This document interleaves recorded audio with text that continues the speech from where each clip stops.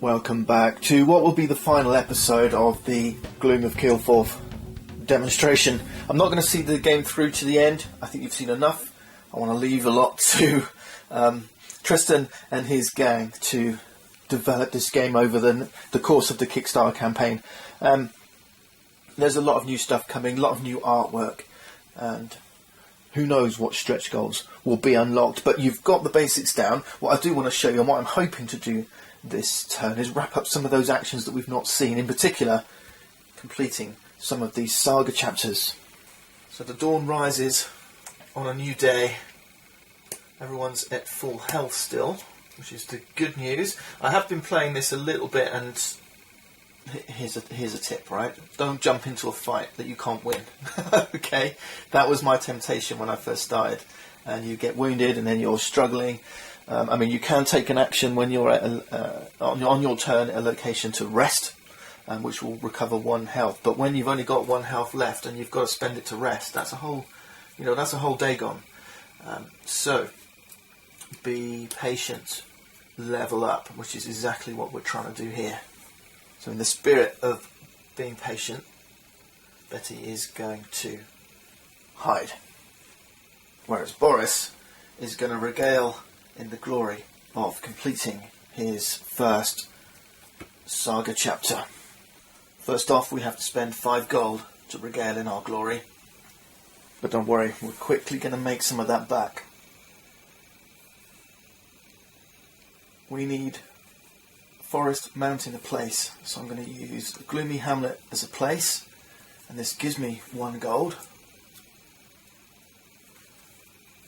A mountain. Here we have the Beastman, he gives me 1 gold. And we're Forest from the Outlaw, gives me 1 gold. So we discard all 3 cards and we get back 3. It doesn't have to be rumours from your hand, it could be an asset in play.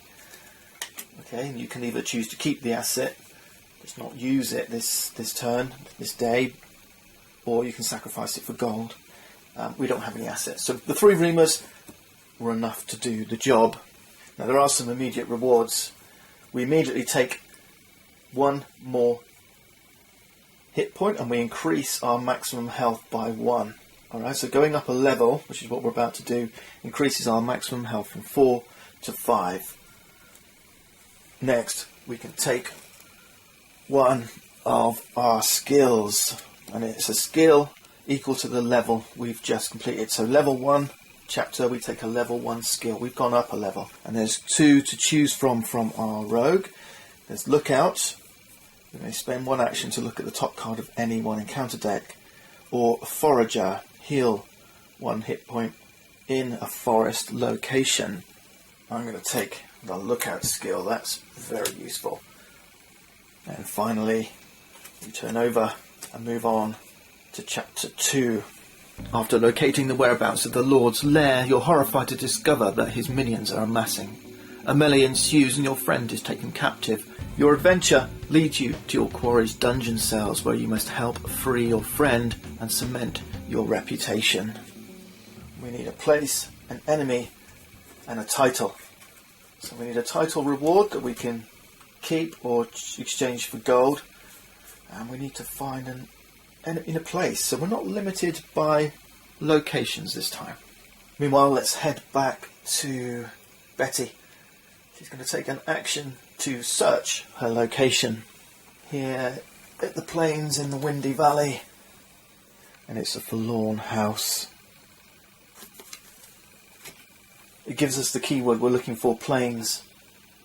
Boris now, and I think we're going to search, but let's quickly use our Lookout ability to look at the top card of 1 encounter deck. So I veil this.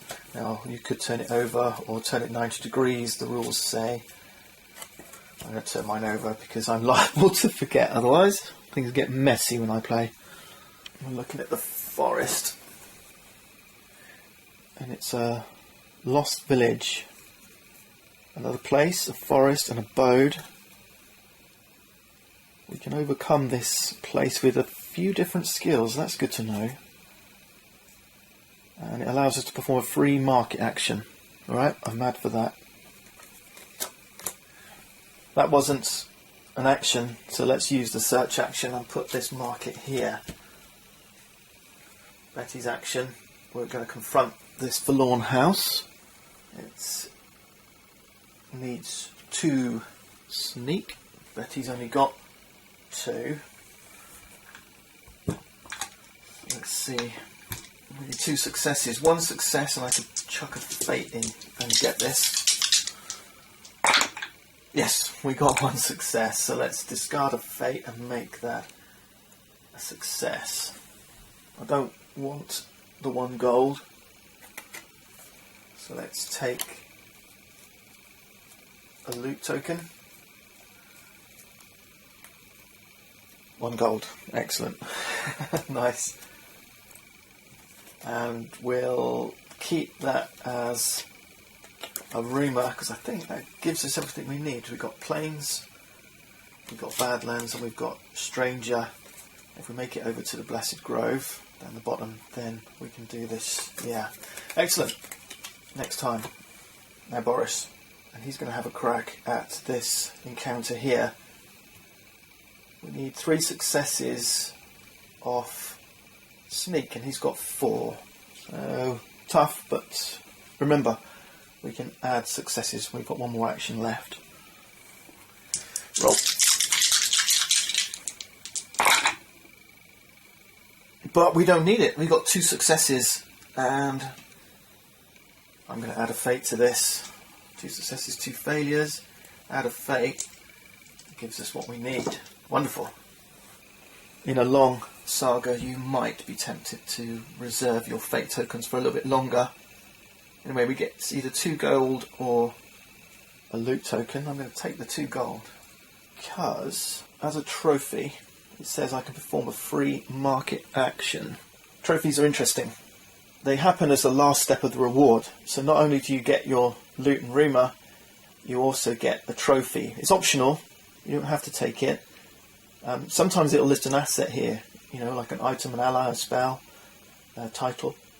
But it won't be a rumour in that case. It is actually the asset, so you don't have to put it in your hand and then discover it. It's here in the Lost Village. So it goes straight into play as an asset. Here, though, it says we can perform a free market action. But let's do our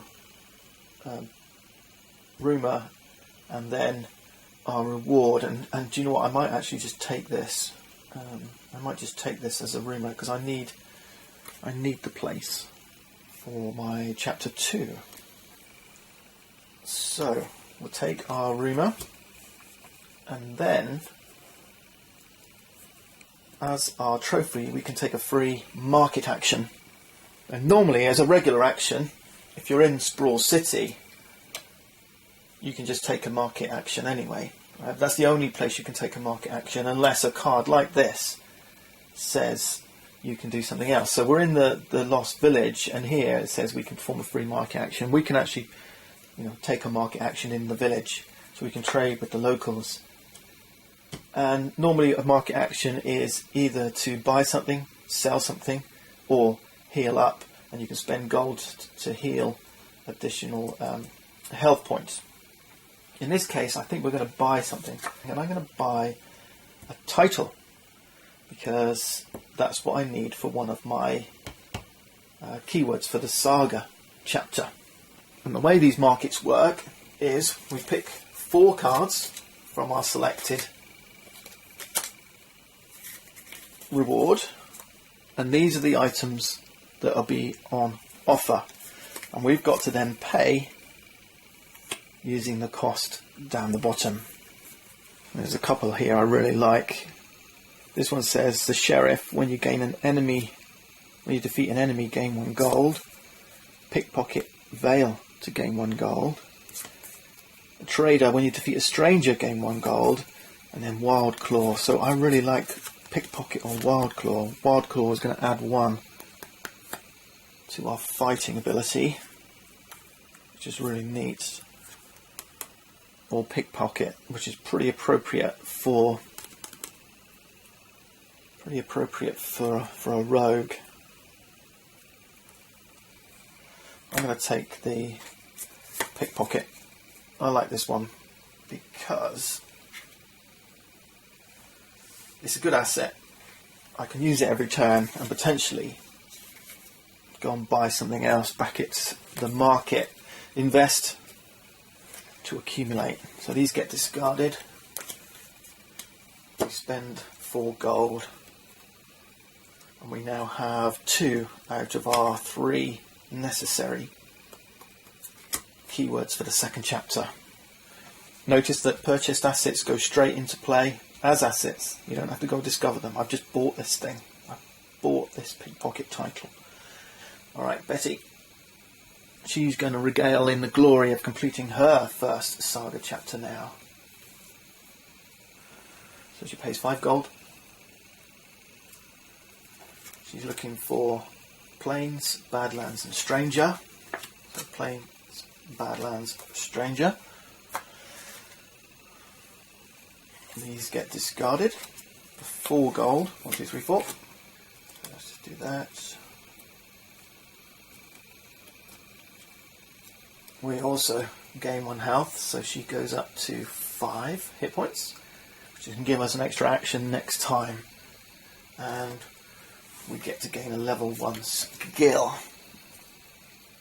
So we have Templar, you gain +2 when battling demons, or Herbalist, heal 1 HP in a Plains location. I think we're going to go for the Templar. I like that one. So that's a permanent effect when fighting demon enemies. And finally, we find out what our second chapter is. The thankful townsfolk shower you with gifts and charms, and some even ask to join you.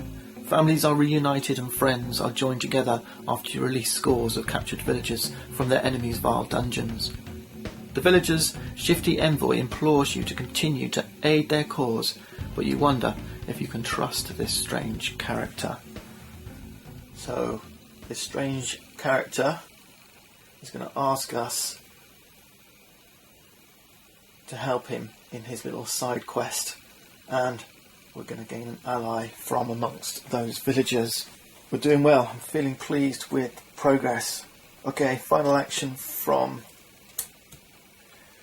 Boris. We need to seek out an enemy. We need to find the guy who's taken our friend.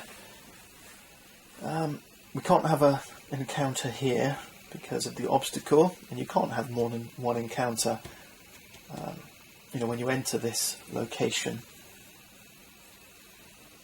We could just stay here. We haven't really got a direction to go in. I don't mind heading a step closer to Sprawl City. So why don't we just finish up by... No, let's search. Let's search. If there's an enemy, we can take it down. Let's see. It's a stranger, a ruffian. Well, this doesn't really help us as it goes. It might help. It might help Betty, though. And because of Howling Gale, this is an obstacle. The gale is not helping us. We're going to have to wait till next turn, though, because we have no more actions left to confront that stranger. So let's head into the night phase. And it's Rosen Pilgrimage. It's a quest. Revealed, place this quest at the open heath, and the open heath is going to pass into Gloom, which is in the middle here. Okay, and that doesn't put a plot down. Alright, I think we'll wrap up. I really hope you've enjoyed this demonstration. The only thing we've not got to, because we need to finish out the game, is getting to defeat these end enemies. But just look at their stats, and then you'll get an idea of what it's going to take. So they do 6 damage, 11 and 10 health. You really need to power up in order to take these guys down.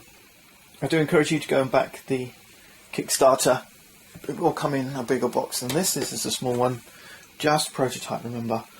And also, remember, each of these different cards has its own unique piece of artwork. All the locations, the items, allies, spells, titles, the encounter cards. There's 200 pieces of unique art here, and this is why this game is needing your help. And needs that time to put all that together. But once you get it, well, you've seen the demo. It's a great little game. Thanks for watching. See you next time.